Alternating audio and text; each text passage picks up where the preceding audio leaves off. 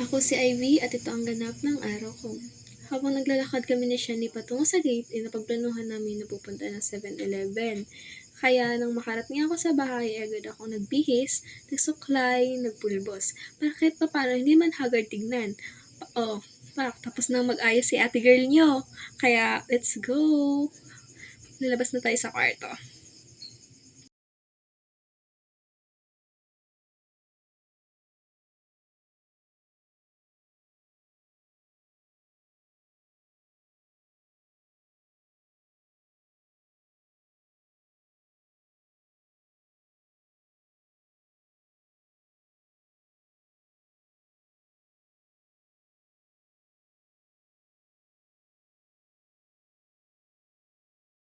At nang nasa labas na ako ng 7-Eleven, ay napag-isipan ko na mag-video kaya ako.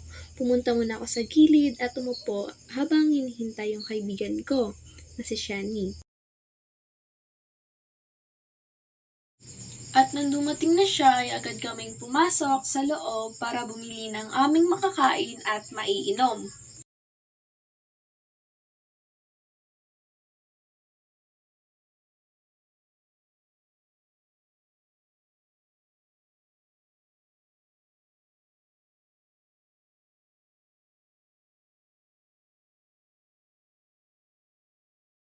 Nang matapos na kami sa aming pamimili ng pagkain ay agad kami nagtungo sa cashier para magbayad na.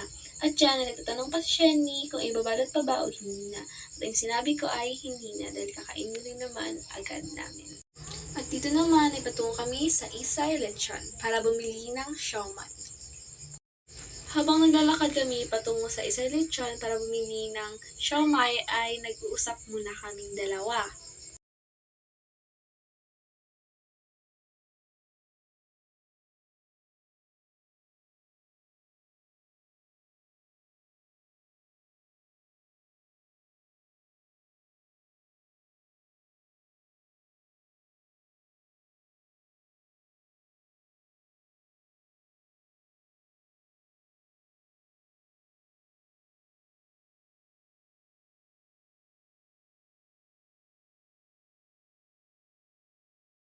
Nang matapos na kaming bumili at kumain saglit ay napagdesisyonan namin na pumunta sa Plaza ng Carmen para doon tumambay.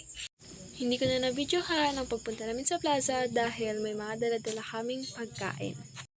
At ito lang ang ganap ng araw ko. Pumunta ng 7-Eleven, kumain ng siomai at tumambay sa plaza. Maraming salamat sa panonood at pakikinig!